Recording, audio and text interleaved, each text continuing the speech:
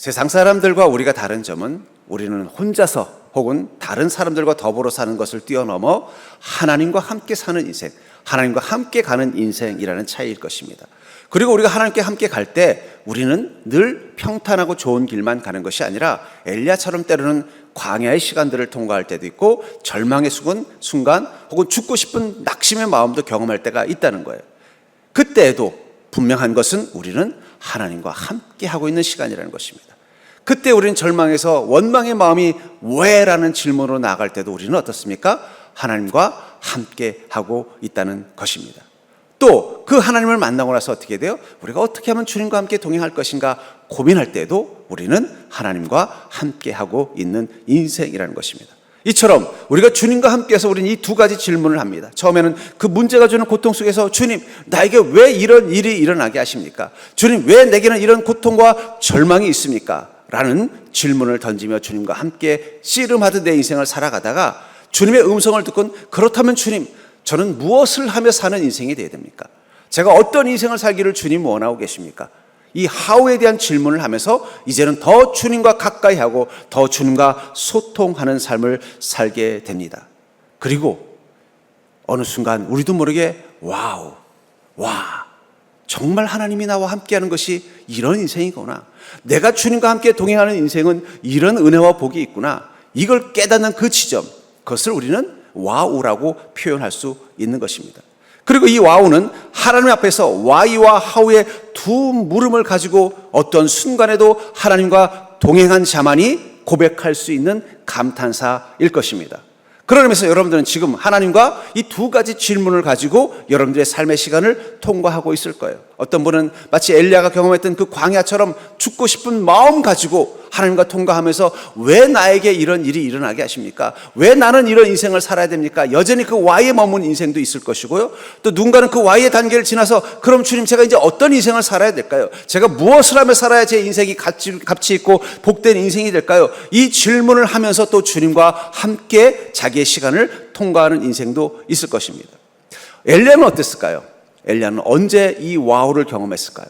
아마 엘리야는 이 하우, 내가 그럼 어떻게 하면 되고 무엇을 하면 좋습니까? 했을 때 하나님께서 그가 3명의 지도자들을 세워서 그들을 통해서 이 아합 왕과 싸우라고 명령하셨을 때 그 일을 수행하고 나서 자신의 사명과 생명이 끝났을 때 하나님이 그를 불병거로 이끌어 저 하늘로 올라갈 때, 제가 이 교통사고를 당한 분 얘기 들어보니까 교통사고를 당하면요, 시간이 어릴 때부터 지금까지 주마등처럼 지나간대요. 그 짧은 시간. 그러니까 인간의 이 기억이 순식간에 그 어릴 때부터 지금까지 내가 살아온 시간을 주마등처럼 지나가는 걸 경험했다는 얘기를 들을 때 어쩌면 엘리야도 그랬을 것 같아요. 저 불병거를 타고 하늘로 하나님께서 불러서 올라가는 그 순간 자기가 그 불철주와 싸웠던 그 유대의 땅들을 바라보면서 순간 자신의 인생의 하우와 자기 인생의 와이를 부르짖던 그 시간들이 하나씩 떠오르면서 그 속에서 뭘 봐요? 하나님이 응답하신 것들이 보이기 시작하는 거예요. 그래서 와, 하나님, 주님은 이 땅 가운데 있는 나를 택하셔서 지금까지 나와 함께 계셨군요. 지금까지 내 인생 가운데 주인이 되어주셨고 나를 이렇게 이제 주님 품으로 불러주시는군요. 주님 감사합니다. 기뻐하면서 저 천국으로 주님의 부르심을 따라 올라갔을 것 같습니다. 전 그래서 모든 그리스도인들도 다 이 엘리야와 같은 방법으로 또 과정을 거쳐서 하나님과 동행하는 인생이라고 저는 생각합니다. 여러분들은 힘들 때 주님, 저에게 왜 이런 일이? Y를 질문할 때가 있고 또 그 속에서 하나님의 음성을 듣고 그러면 주님, 제가 어떻게 무엇을 하며 주님과 함께 살아야 됩니까? 이 고민하면서 하루하루 삶의 문제를 해결해 나갔다가 어느 지점에서 돌아보니까 와, 정말 하나님은 나를 사랑하셨구나. 정말 주님은 나와 한 약속을 지키셨구나. 정말 주님은 나의 편이 되어주셨구나. 그 기쁨을 누리는 와우의 시간을 경험한다는 것입니다. 그렇다면 이 두 질문, Y와 하우의 두 질문을 품고 하나님과 함께한 인생이 반드시 경험하게 될 그 와우는 무엇일까요? 전 여러분들이 그 주님과 함께하는 기쁨과 은혜를 이제 먼 미래의 시간이 아니라 지금 또 앞으로 남은 그 시간들을 통해서 경험하는 복된 인생이 될 수 있기를 주의 이름으로 간절히 축원합니다. 우리가 그 맛 때문에 주님과 동행하는 거예요. 그렇잖아요.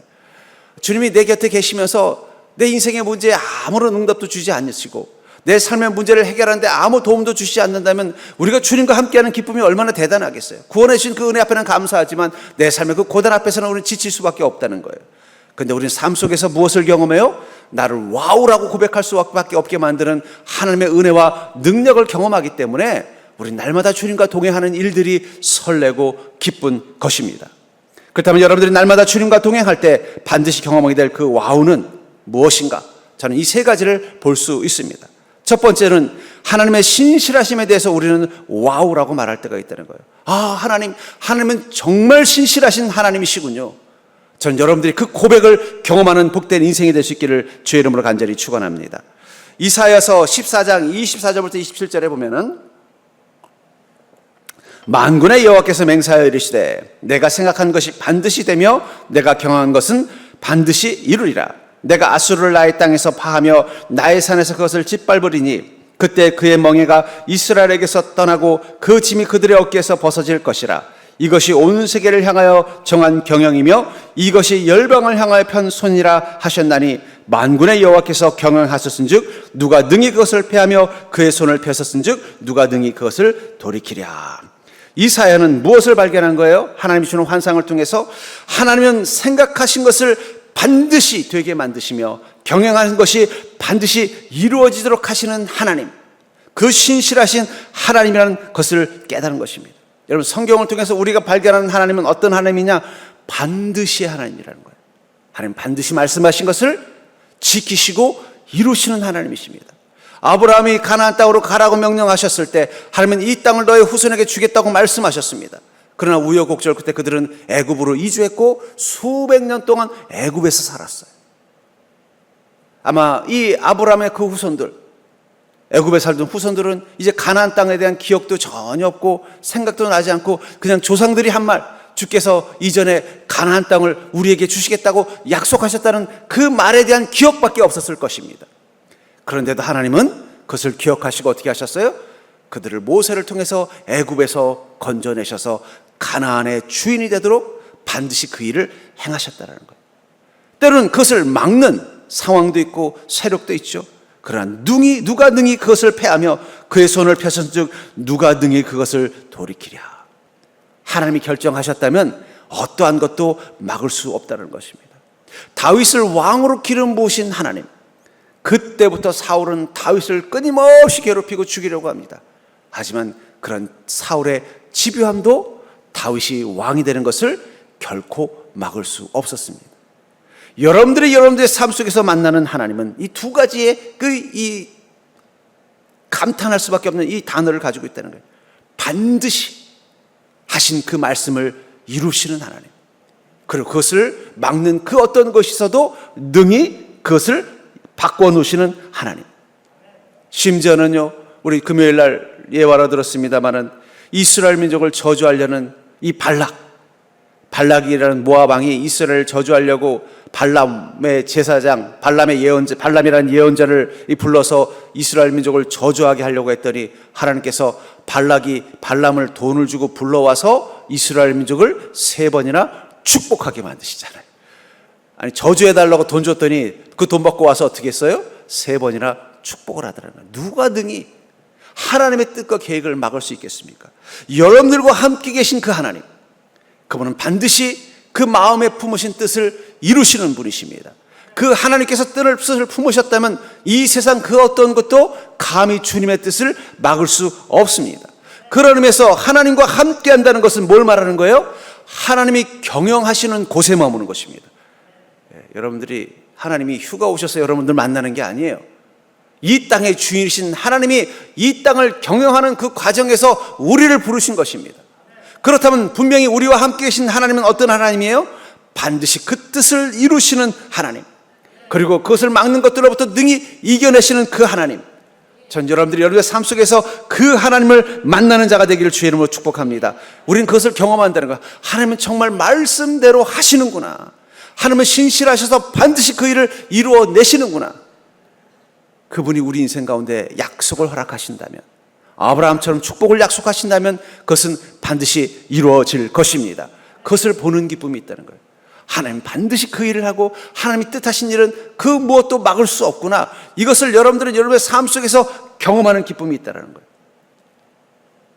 때로는 여러분들의 인생 가운데 때로는 하나님이 안 계신 것처럼 보이고, 혹은 하나님께서 약속을 안 지키시는 것처럼 보이고, 하나님이 그 계획과 뜻을 막는 것들이 너무 거대하게 보일 때가 있습니다. 그러나 그때도 여러분들은 흔들리지 않는 믿음 갖기를 주의 이름으로 축복합니다. 하나님은 반드시 말씀하신 것을 행하십니다. 이루십니다. 하나님께서 결정하셨다면 세상에 그 어떤 것도 막을 수 없습니다. 그런 하나님이 우리와 함께 있다면 어떻게 돼요? 그 일은 반드시 이루어지게 되어져 있는 것입니다. 그렇다면 여러분들은 주님과 함께하는 것이 어떤 설렘이에요? 하나님께서 어떻게 내 인생 가운데서 그 계획하신 일을 이루실 것인가? 그 신실하신 하나님을 경험하는 기쁨이 있지 않겠습니까? 세상을 바라보면 우리가 자신감을 잃어버리고, 세상을 바라보면 우리가 흔들릴 때가 있지만, 또 세상을 의지하다 보면 세상이 얼마나 불완전한 곳인가를 깨달을 때 있지만, 중요한 건 우리와 함께 계신 하나님, 우리가 붙잡고 계신 그 하나님은 신실하시고 완전하신 하나님이십니다. 하나님 반드시 여러분들에게 하신 그 축복을 이루어 주실 것입니다. 하나님은 그 어떠한 방해 가운데서도 감히 하나님을 거역할 수 없도록 여러분들 지키시고 보호하여 주실 것입니다. 그러므로 그리스도인이 머무는 이 땅, 이 세상은 어떤 곳이에요? 하나님의 뜻과 계획이 임하는, 그 하나님의 펴신 손이 임하는 땅이라고 말하고 있잖아요. 저는 이 말씀을 묵상하면서 문득 하나님의 손은 무슨 색깔일까? 여러분들의 손은 무슨 색깔이에요? 뭐 우리는 살색이라고 하지만 백인이나 흑인이 기분 나쁠 것 같아요. 나는 까만 게 살색이라고 말할 거고, 백인은 흰 게 살색이라고 할 텐데, 하나님의 손바닥 색깔은 무슨 색깔일까요? 맞추는 분에겐 제가 오늘 선물을 드리겠습니다. 아무도 없군요. 하나님의 손바닥 색깔은 파란색입니다. 왜 파란색인 줄 아세요? 하늘을 들어보세요. 하늘 색깔이 무슨 색깔이에요? 파란 색깔입니다. 여러분들은 하나님의 큰 손이 감싸고 있는 그 세계 속에 있는 거예요. 물론 이걸 과학적으로 증명하라고 그러면 제가 못합니다. 저는 문학적으로 표현한 거예요. 하나님의 손바닥 색깔은 파란색입니다. 그래서 오늘도 여러분들은 그 하나님의 손 아래에 있는 거예요. 그러니까 여러분, 때로는 내가 혼자 있는 것처럼 내가 낙심되고 어렵고 지칠 때마다 고개를 들어서 하늘을 보시기를 주의 이름으로 축복합니다. 그럼 하늘에서 뭐가 보여요? 하나님의 파란 손바닥에 보이면 하나님의 손이 지금도 내 인생을 붙잡고 있거나, 마치 여러분들 위험한 놀이터에서 아기가 미끄럼 탈 때 아빠의 손은 어디 있어요? 아기 옆에 늘 있습니다. 혹시라도 넘어질 것 같으면 어떻게 돼요? 재빨리 달려가서 그 손을 붙잡는 것처럼, 왜 저 하늘은 파랄까요? 하나님의 손이 언제든지 우리가 쓰러질까 봐 붙잡을 준비를 하고 계신 거예요. 매일매일 여러분들이 사는 그 위태한 인생길 가운데 여러분들이 혼자서 위태하게 그 길을 가는 것이 아니라, 하나님의 크신 손이 여러분들을 지키고 보호하시기 위해서 저 하늘에서 여러분들을 향해 감싸고 있다는 사실을 믿는 믿음 되기를 주의 이름으로 축복합니다. 이제부터 여러분들이 하늘의 파란색을 볼 때마다 하나님 오늘도 그 크신 손으로 저를 붙잡고 계시는군요. 그 기쁨과 그 설렘 가지고 하루하루를 살아가는 복된 인생이 될 수 있기를 주의 이름으로 축복합니다. 그 사실을 깨닫고 나면 내 인생 가운데 와우가 나올 수밖에 없는, 하나님 정말 하나님이시군요. 하나님 정말 저를 사랑하시는군요. 하나님은 정말 제가 기도한 것을 들으셨군요. 하나님은 정말 저와 한 약속을 지키시는군요. 전 여러분들이 그 신실하신 하나님을 향한 그 믿음과 소망을 잃지 않기를 주의 이름으로 축복합니다. 두 번째로, 우리가 두 가지 이 질문, Why와 How를 품고 하나님과 함께하는 그 인생 가운데서 반드시 경험하게 되는 그 와우는 바로 하나님의 크신 계획 가운데서 우리는 와라고 말할 때가 있다는 거예요. 와, 정말 하나님의 계획은 크고 위대하시군요. 에베소 1장 18절부터 19절을 보면은, 또 여러분의 마음의 눈을 밝혀주셔서 하나님의 백성이 된 여러분이 무엇을 바랄 것인지, 또 성도들과 함께 여러분이 물려받을 축복이 얼마나 놀랍고 큰 것인지를 알게 하여 주시기를 바랍니다. 그리고 우리 믿는 사람들 속에서 강한 믿음으로 활동하시는 하나님의 능력이 얼마나 위대한지를 여러분에게 알게 하여 주시기를 빕니다. 여기 에베소서를 통해서 바울 목사님은 어떻게 기도하고 있다고 말하고 있어요? 우리의 마음의 눈을 밝혀달라. 여러분들, 우리 믿음의 눈을 갖는다는 것은 우리의 마음의 눈이 밝아지는 것입니다. 오직 믿음을 가진 자만이 볼 수 있는 것들이 있다라는 거예요. 그것을 뭐라고 말해요? 하나님의 백성이 된 여러분들이 무엇을 바랄 것이며, 또 성도들과 함께 여러분이 물려받을 축복이 얼마나 놀랍고 큰 것인지를 알게 하여 주시기를 바랍니다. 우리가 믿음을 가지고 주님과 함께 동행하면 우리의 마음의 눈이 밝아졌을 때 우리 눈에 무엇이 보인다고 말하고 있어요? 하나님께서 우리에게 물려주실 축복이 얼마나 놀랍고 큰지, 여러분, 얼마나 놀랍고 큰 것인지 이 세 번이나 이 강한 이 표현을 쓰고 있잖아요.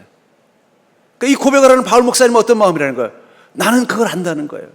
내 인생에 주님께서 주실 그 축복이 얼마나 크고 놀라운지를 저는 알기 때문에 날마다 그것을 주시는 주님의 은혜 앞에 설렘을 가지고 있다는 거예요. 그리고 우리 믿는 사람들 속에 강한 힘으로 활동하시는 하나님의 능력이 얼마나 위대한지를 여러분에게 알게 하여 주시기를 바랍니다. 여러분들이 물려받을 축복이 얼마나 큰지를 우리가 믿음의 눈을 뜨고 보면 하루하루 우리가 살아가는 시간이 뭐가 되는 거예요? 기쁨과 설렘이 되는 거예요. 우리 먼 친척 중에 이 부모님이 좀 강원도 좀 외진 곳에서 오랫동안 이 농사밖에 모르고 사시던 분이 있었어요. 그러니까는 그 아들 되시는 분이 나는 엄마 아빠처럼 이 강원도에서 농사 짓고 살기 싫어. 그래가지고는 무작정 서울로 올라와서 서울 생활을 했는데 이 서울 생활이 녹록하겠습니까? 그러니까는 힘들고 실패를 경험하고 어려움도 겪고는 다시 귀촌해가지고 귀농해가지고 엄마 밑에서 아빠 밑에서 그냥 농사나 짓고 살기로 결심을 했어요. 어릴 적에는 나는 부모님처럼 농사 짓고 살기 싫어, 원망이 있어서 서울까지 갔다가 실패를 경험하고 어쩔 수 없이 자신이 그런 감당할 능력이 안 되니까 어쩔 수 없이 돌아와서 그냥 엄마 아빠 밑에서 농사나 짓고 살았는데 나중에 보니까 그냥 맨날 매일매일 그냥 농사 짓는 그 땅이 지겨웠는데 보니까 평수가 뭐 한 몇만 평 이고 거기가 또 발전이 돼가지고 지금은 갑부가 되셨어요. 제가 그걸 보면서 그분이 젊을 때 이게 하나님께서 나에게 주실, 부모님이 나에게 물려줄 큰 축복이라는 걸 알았으면 어떻게 했겠어요? 엄마 아빠가 너 어디 가지 말고 내 밑에서 농사나 배워 그랬을 때 어떤 마음이었겠어요? 아이고 엄마 아빠 알겠습니다 아버지 그러면서 기쁜 마음으로 일했을 거예요. 근데 아이고 왜 이렇게 땅은 넓어, 왜 이렇게 일은 끝나질 않아, 맨날 원망만 해서 나 이렇게 못 살겠어요. 그래서 밤에 기차 타고 야반도주 한 거예요. 가서 서울 가서 공장도 다녀보고 뭘 해도 고생하니까 갈 데 없으니까 돌아왔더니 그럼 네가 가면 어디 가겠니? 와서 농사나 지어라. 그러니까 와서 어쩔 수 없이 그냥 매일매일 나는 왜 이러고 살아야 되나 원망했는데 세월이 지나고 보니까 이게 땅이 그냥 몇만 평의 큰 땅, 쓸모없는 땅이 농사 짓기 좋은 땅 되고 또 그 동네가 개발이 돼가지고 그냥 아파트가 들어서니까 갑자기 재벌이 돼가지고 지금은 그냥 떵떵거리고 사시는 거예요. 어쩌면 우리가 그런 상황이라는 거예요. 주께서 우리에게 주신 그 사명 가지고 하루하루 살아가는 이 시간, 때로는 그 말씀 가지고 살아가는 이 시간들이 때로는요, 아이고 주님 내 인생 살기도 힘든데 이것까지 하면서 살아야 됩니까? 근데 그게 뭘 말하는 거예요? 우리에게 물려줄 그 축복의 크기라는 거예요. 바울 목사님은 그걸 알았던 것입니다. 내가 날마다 성령님과 함께 동행하면서 주님께서 하신 그 말씀을 따라 하루 살아가고 주께서 내게 주신 그 명령을 따라가는 이 길이 힘들고 고달프지만 저는 설렙니다. 왜냐하면 이게 내게 물려줄 축복이기 때문이라는 거예요. 지금은 나를 힘들게 마치 그 청년이 농사를 짓는 그 힘든 땅이지만 나중에 그게 자신의 그 거대한 자산이라는 사실을 깨달았을 때 바뀌는 것처럼 하나님께서 내게 물려주신 이 큰 복을 주셔서 감사합니다 하는 마음 갖는 것, 그게 바로 믿음의 눈으로 자신의 삶을 보게 되는 거예요. 여러분들이 감당해야 되는 힘든 시간들, 그러나 그것들이 바로 여러분들이 축복의 열매를 맺는 복된 옥토라는 사실을 기억하시기 바랍니다. 그걸 알기 때문에 우리는 어떻게 해야 되는 거예요? 주님, 그렇다면 내 인생 속에서 내가 어떤 축복의 열매를 맺어야 되고 그것을 위해서 지금 무엇을 하며 살아야 됩니까? 날마다 말씀을 고민하며 살아가는 이유가 바로 뭐예요? 이것이 내게 물려받을 축복의 땅이라는 믿음이 있기 때문이라는 것입니다. 그리고 그때 우리는 무엇을 봅니까? 하나님의 그 강한 힘을 본다는 거예요. 내게 주어진 이 삶이 하나님의 축복이 되는 것을 보게 하시기 위해서 하나님은요, 강한 힘으로 우리 가운데 능력이 되어 보여주시는 것을 보게 된다는 것입니다. 아브라함이 가나안 땅에 들어갔을 때 그 가나안 땅에서 처음에는 엄청난 기대를 하고 갔을 거예요. 하나님께서 하란 땅에 있는 아브라함에게, 아브라함아 너는 본토 친척 아비 집을 떠나 내가 내게 지시한 땅으로 가라. 내가 너에게 복을 주고 너의 자손을 하늘의 별과 같이 하겠으며 너를 통해 사람들은 복을 받는 복의 근원이 될 것이다. 이 말을 듣고 아브라함은 설렘을 가지고 가나안 땅에 갔어요. 갔더니 어땠어요?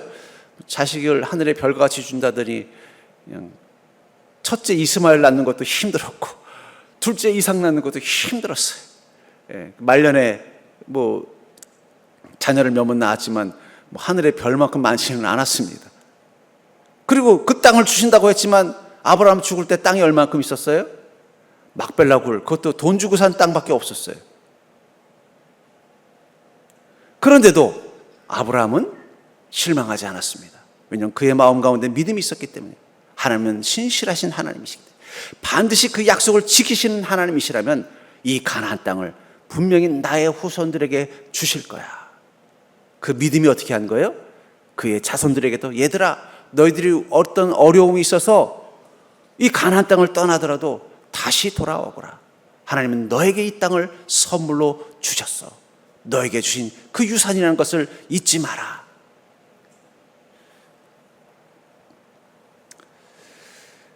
우리는 우리 인생 가운데 어려운 일을 겪을 때마다 내 인생이 참 초라하게 느껴집니다. 내 인생이 초라해진다는 건 뭐냐면 내가 할 수 있는 능력이 이거밖에 안 되고 내가 거둘 수 있는 열매가 이거밖에 없는 작고 소박한 인생이라고 생각하는 거예요.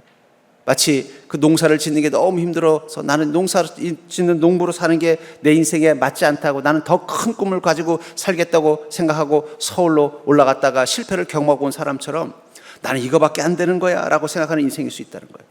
근데 그 속에서도 우리는 주님과 함께 동행하면서 주님, 나의 이 초박한 인생, 아무것도 없는 듯 보이는 이 작은 인생 가운데서 저는 무엇을 하고 어떻게 하며 주님과 함께 나아가야 됩니까? 기도하는 그 순간 우리는 무엇을 보게 돼요? 내가 상상한 것보다 더 큰 하나님의 계획이 내 인생 가운데 있는 것을 발견하게 되더라는 거예요.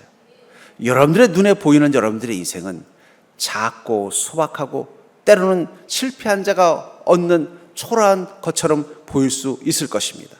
그러나 중요한 건 여러분들이 지금도 주님과 함께 동행하면서 주님, 내 인생 가운데서 주님과 함께 하려면 무엇을 하며 살아야 됩니까? 라는 고민을 하면서 하루하루 믿음과 말씀을 따라 살아가다 보면 어느 순간 보게 되는 것이 있습니다. 무엇입니까?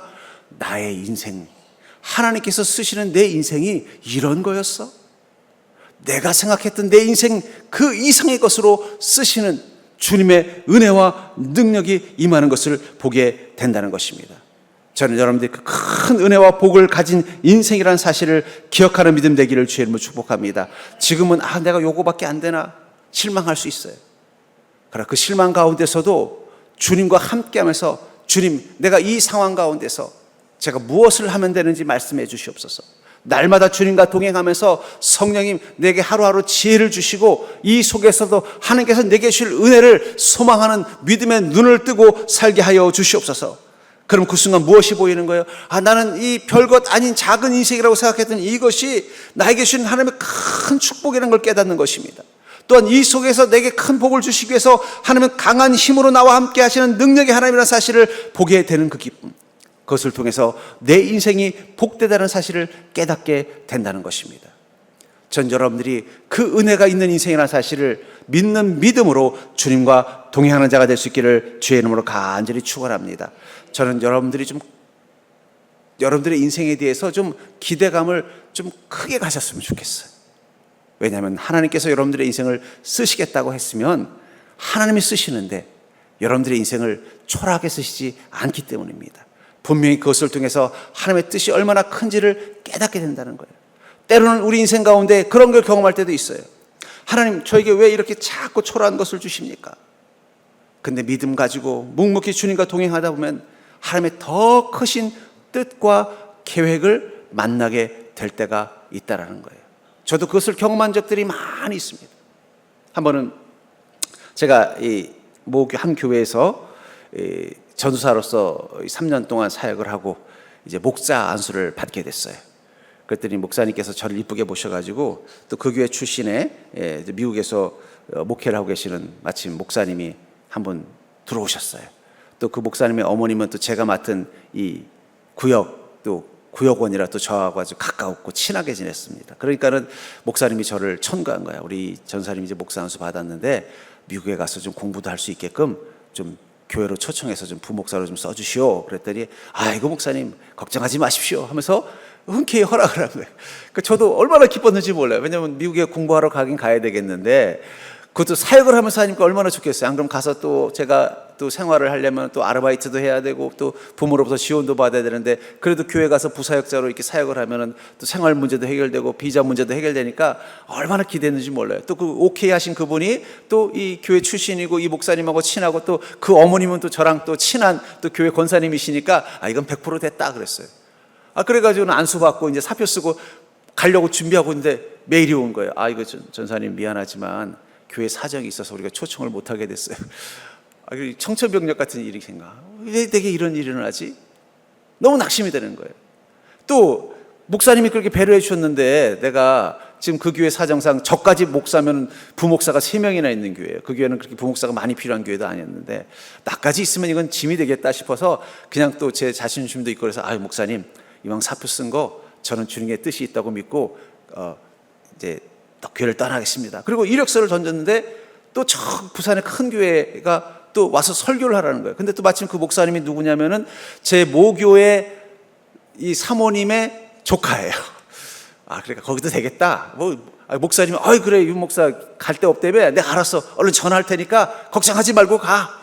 또 거기 또 부목사로 있는 친구가 저랑 친했던 또 교회 동생이에요. 그러니까는 거기도 100% 되겠다. 그리고 가서 설교 다 하고 왔는데 또 메일이 또 온 거야. 이거 목사님 미안하지만 우리 교회에서 함께하기 힘들 것 같네요. 너무 낙심이 되는 거예요. 왜 자꾸 이런 일이 일어나지? 될 것 같은데, 내 머리로 생각하면 당연히 될 것 같은데 계속 2번 실패하는 거예요. 이 3번째 또 이력서를 낸 것도 강남에 또 꽤 큰 교회였어요. 또 거기 목사님 아들은 저랑 대학교 동기예요. 거기도 되겠다라고 생각한 거예요. 근데 또 안 됐어요. 하나님 왜 저한테 이렇게 하십니까? 막 낙심이 되는 거예요. 그리고는 갑자기 이제 사역지가 없어진 거예요. 백수가 된 겁니다. 내가 지금 무엇을 해야 되나? 내가 이렇게 자꾸 낙심만 하고 있을 게 아닌데 무엇을 해야 되나 고민하다가, 그래 내가 할 수 있는 것도 없는데 이럴 때 기도나 좀 실컷 하러 가자. 그러면서 매일 강남금식 기도 출퇴근을 가서 기도하는 거예요. 하면서 하나님의 뜻을 물었어요. 6개월 동안 아무 응답이 없더라고요. 그런데 갑자기 6월 달에 친한 목사님께 전화가 온 거예요. 목사님 아직 사역지 못 구했다면서요? 그러니까 그랬더니 지금 여의도 침례교회에서 부목사 뽑는데 빨리 이력서 내세요 그러는 거예요. 그래가지고 여의도 침례교회 이력서를 냈는데 목사님이 저를 단박에 보시더니 내일부터 출근할 수 있나? 그러는 거예요. 또 목사님이 저를 좋게 보신 거예요. 근데 제가 또 튕겼어요. 목사님 죄송합니다. 제가 지금 2박 다음 주에 세미나를 제가 신청해놔서 아무래도 세미나는 듣고 와야 될 것 같습니다. 저도 무슨 배짱인지 모르겠어요. 6개월 동안 백수했으면 목사님 불러주셔서 감사합니다 그럴 텐데, 또 그렇게 배짱한테 목사님 또 그걸 보고 그래? 그럼 세미나 듣고 와? 그래가지고 세미나 듣고 그 다음 주부터 가가지고 그때부터 그냥 쉴 틈이 없어요. 쉴 틈이 없었어요. 큰 교회 갔더니 일도 많더라고요. 제가 얼마나 후회했는지 몰라요. 하나님은 저에게 6개월 동안 너 앞으로 바쁠 테니까 좀 쉬고 여유 있게 보내라고 보냈는데, 저는 마음에 여유가 없으니까 어떻게 돼요? 그냥 두렵고 근심되니까 못 견디겠는 거예요. 기도원에 가서 하나님 왜 저한테 이렇게 하십니까? 저 뭐 어떻게 하라는 거예요?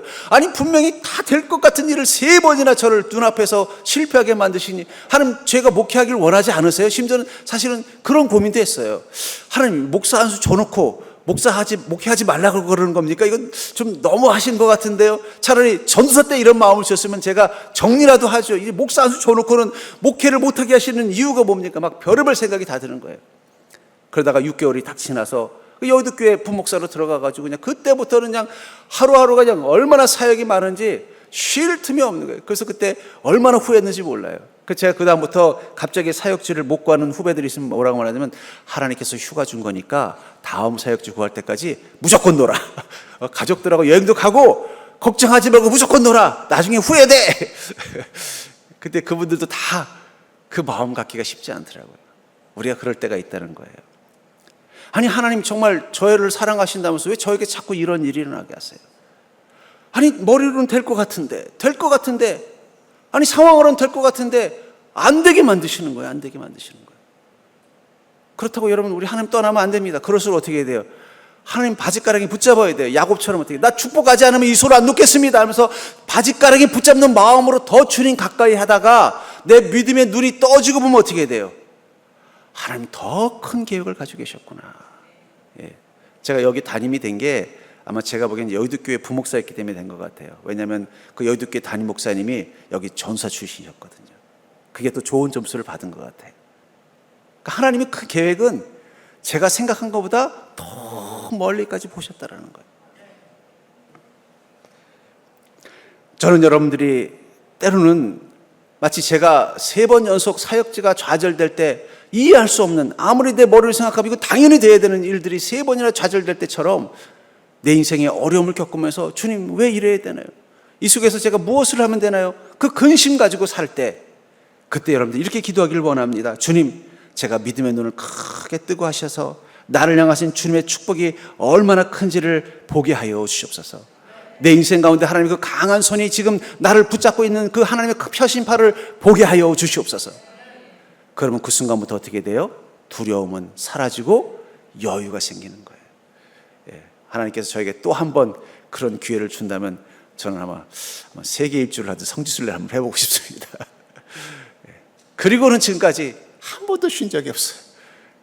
얼마나 후회하고 있는지 몰라요. 그 아까운 6개월, 하나님이 주신 황금 같은 그 6개월을 놓치고 나서 저는 한 번도 제대로 좀 쉬어본 적이 없습니다. 휴가 정도 잠깐 가는 게 전부라는 거예요. 전 여러분들이 믿음의 눈을 뜨고 하나님의 크심과 위대함을 지금 내 인생의 그 곤고함 한가운데서 발견하는 기쁨이 있기를 주의 이름으로 축복합니다. 세 번째로, 왜와 무엇을이라는 그 질문을 품고 하나님과 함께하는 인생이 반드시 경험하게 될 와우는 바로 내 영혼의 가치 앞에 와우하게 된다는 거예요. 내 영혼의 가치 앞에서 와라는 고백을 하게 될 때가 있다는 것입니다. 고린도서 15장 44절부터 46절에 보면은 육의 몸으로 심고 신령한 몸으로 다시 살아나나니 육의 몸이 있은즉 또 영의 몸도 있느니라. 기록된 바 첫사람 아담은 생령이 되었다 함과 같이 마지막 아담은 살려주는 영이 되었나니 그러나 먼저는 신령한 사람이 아니요 육의 사람이요 그 다음에 신령한 사람이라. 우리가 흙에 속한 자의 형상을 입은 것 같이 또한 하늘에 속한 이의 형상을 입으리라. 물론 이 말씀은 기본적으로 우리가 예수 그리스도와 함께 새로운 몸으로 부활할 것을 이야기하지만 더불어 그 부활이 이루어지는 과정 가운데서 우리 몸과 우리 몸 안에서 이루어지는 것도 표현하고 있다고 생각합니다. 우리는 육의 몸을 가지고 이 땅 가운데 태어났지만 우리는 어떻게 된다고요? 신령한 몸으로 다시 살아난다. 여러분, 씨앗을 땅에 심으면 그 씨앗은 자라서 어떻게 돼요? 줄기가 되고 이파리가 되고 가지가 되고 그 끝에 뭐가 맺혀요? 열매를 맺는 거예요. 씨앗만 보고는 농부가 아니라면 이게 어떤 열매 맺는지 몰라요. 씨앗은 그 씨앗이 품고 있는 크고 새로운 존재가 그 안에 담겨 있기 때문에 그것이 뭐 풀이 되기도 하고 나무가 되기도 하는 것처럼 우리는 이 땅 가운데 몸으로 살고 있습니다. 그러다 보니까 우리의 관심은 늘 몸에 있어요. 몸의 건강, 몸의 기쁨, 몸으로 할 수 있는 일들, 그리고 몸과 몸이 부딪혀서 사는 인간 관계, 거기에 대해서 많은 마음을 가지고 있는데 주님은 뭐라고 말씀하세요? 우리가 몸을 가진 이유는 신령한 사람, 신령한 몸으로 다시 살아나기 위해서다라고 말하고 있다는 거예요. 그 순간 우리의 관심은 몸이 아니라 몸 안에 있는 것. 우리 몸 안에 뭐가 있어요? 아침에 먹은 토스트가 들어있나요? 우리 몸 안에는 영혼이 들어있습니다. 저는 이것을 이 계란에 비유하고 싶어요. 여러분, 계란이 두 종류가 있습니다. 하나는 무정란이 있고 또 하나는 유정란이 있습니다. 근데 우리 눈에는 무정란과 유정란은 구분할 수 없어요. 어떻게 해야 구분할 수 있어요? 그 껍질을 벗기고 그 안에서 병아리가 나오면 유정란이고, 아무리 품고 있어도 아무것도 나오지 않으면 무정란입니다. 세상 사람들은 그 달걀 껍데기 같은 것을 가지고 있는 거예요. 무정란에게는 그 껍질이 중요합니다. 왜냐하면 껍질이 깨지면 어떻게 돼요? 아무것도 아니기 때문에. 그 속에는 그냥 그 달걀이 들어있을 뿐이에요, 속이. 그러나 유정란은요, 껍질이 중요한 게 아니에요. 그 안에 있는 그 달걀이 어떻게 돼요? 생명으로 변해가는 시간이 필요하다는 거예요. 다리가 생기고 부리가 생기고 날개가 생기고 마지막에는 어떻게 돼요? 그 귀한 껍질을 깨야 돼요. 그게 부활이에요, 부활. 저는 이 유정란과 무정란이야말로 우리 인간의 가치를 나누는 두 가지라고 생각합니다. 어쩌면 세상 사람들은 왜 육에 집착할까요? 자신들도 알기 때문이에요. 자기는 무정란이라는 것을. 제가 좋아하는 가수 중에 악뮤라는 가수가 있습니다. 그 악뮤가 부른 노래 중에 후라이의 꿈이라는 노래가 있어요. 저도 불러보진 않았고 가사만 봤는데 악뮤 노래는 어려워서 부르진 못하겠어요. 가사만 하면 가사라 보면 이런 내용이 있습니다. 저 거위도 벽을 넘어 하늘을 나를 거라고, 달팽이도 넓고 거친 바다 끝에 꿈을 꾼다고. 나도 꿈을 말고 꿈을 찾으래. 어서 남의 꿈을 빌려 꾸기라도 해. 내게 강요하지 말아요. 이건 내 길이 아닌 걸 내밀지 말아요. 나의 구겨진 꿈을. 난 차라리 흘러갈래. 모두 높은 곳을 우러러볼 때 난 내 물결을 따라. 난 차라리 꽉 눌러 붙을래. 밥 위에 눌러 누워 자는 계란 프라이 같이 나른하게.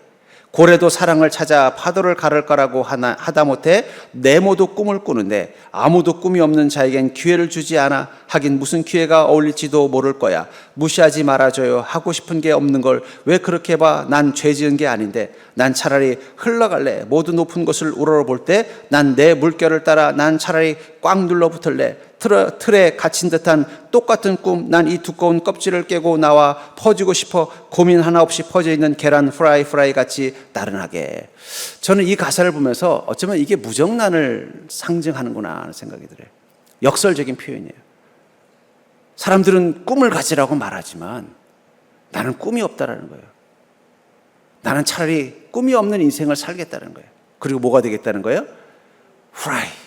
밥 위에 따끈하게 얹은 후라이가 내 인생의 꿈이라고 말하고 있는 거예요. 근데 저는 이 말 속에 역설적인 표현이 있다는 거예요.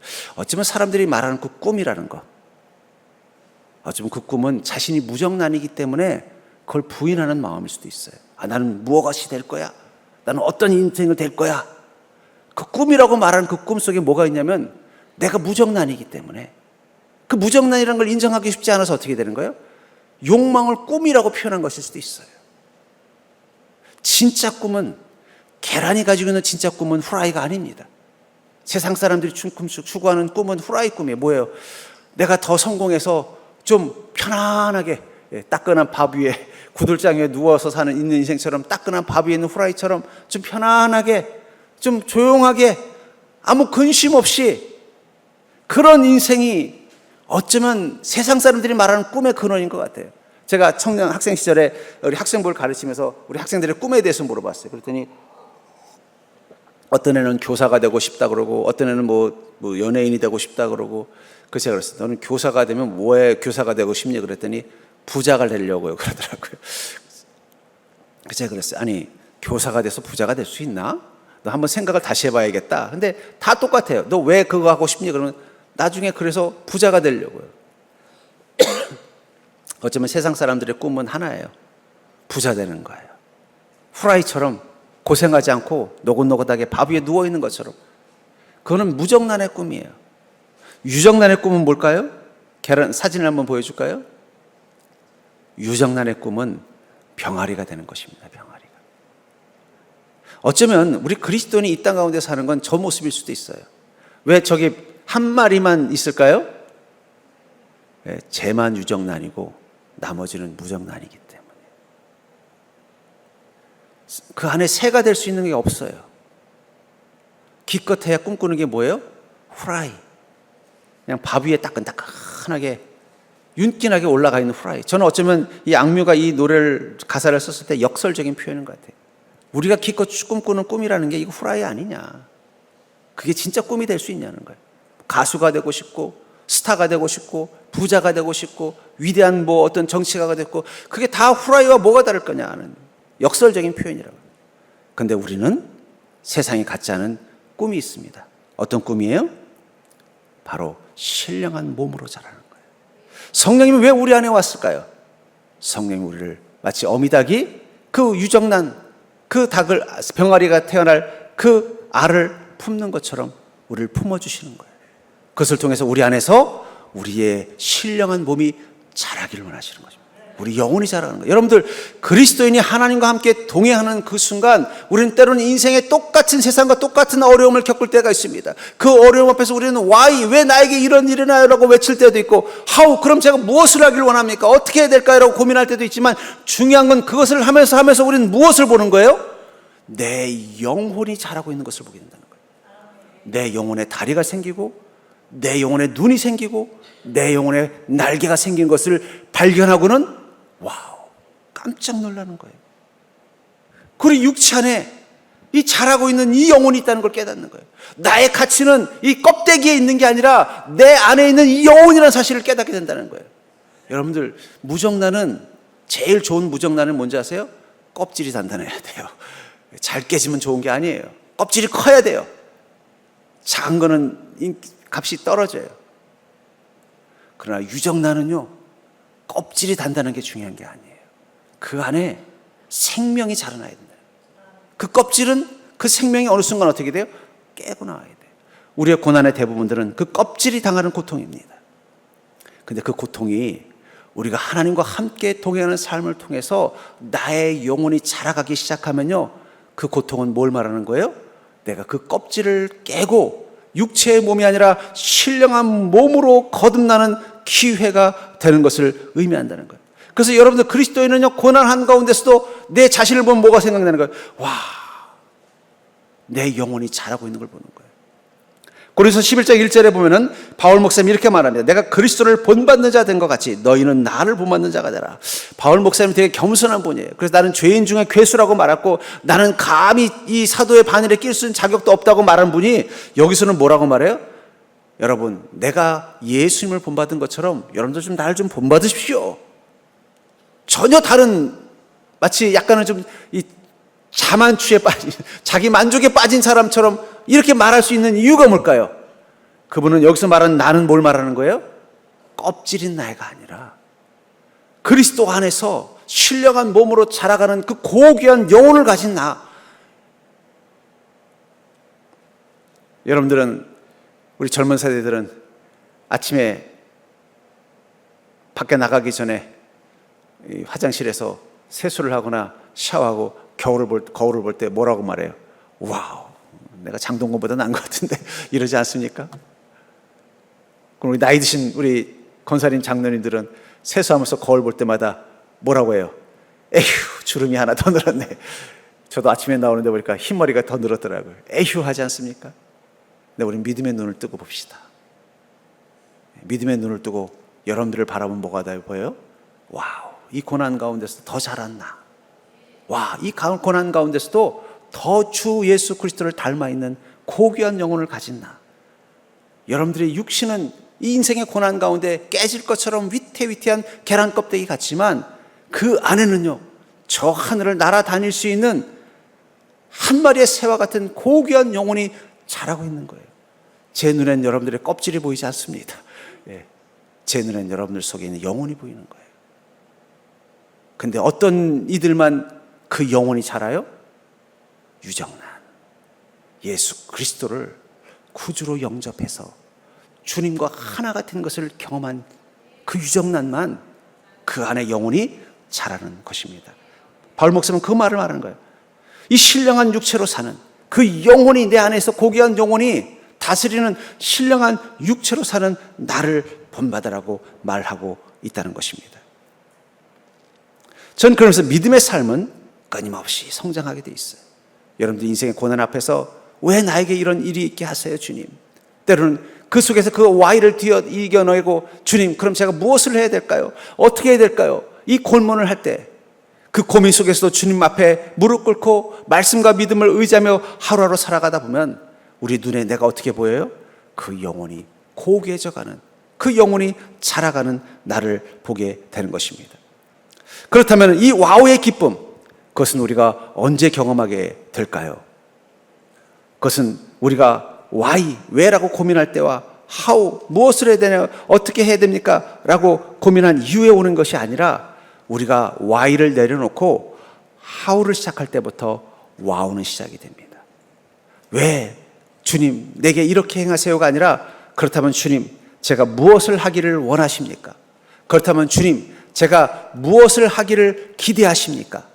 이 질문을 던질 때부터 여러분들의 눈에는 세 가지가 보일 것입니다. 여러분들을 향하신 그 신실하신, 반드시 약속을 지키시는 그 하나님, 여러분들을 향해 여러분들 생각한 것보다 더 큰 뜻과 계획을 가지고 계신 그 하나님, 그리고 여러분들의 영혼을 고귀하게 만들어 여러분들이 몰랐던 여러분들의 새로운 가치, 그 영혼의 가치를 발견하게 하는 그 기쁨. 전 여러분들이 그 기쁨을 누리는 자가 될 수 있기를 주의 이름으로 간절히 축원합니다. 우리가 주 안에서 주와 함께 무엇을 하며 살까 고민하는 그 순간, 우리는 매 순간순간 이 와우를 경험하는 인생의 사실을 깨달으시고 여러분들의 인생의 또 남은 시간들, 또 2024년도 남은 시간들 날마다 주님 앞에서 무엇을 할 것인가를 고민하며 어떻게 하면 말씀대로 살 것인가를 고민하면서 살아가며 그 한가운데서 와우의 기쁨을 통해서 여러분들의 지치고 힘든 삶 속에 하나님의 격려와 위로를 경험하는 복된 인생이 될 수 있기를 주의 이름으로 간절히 축원합니다.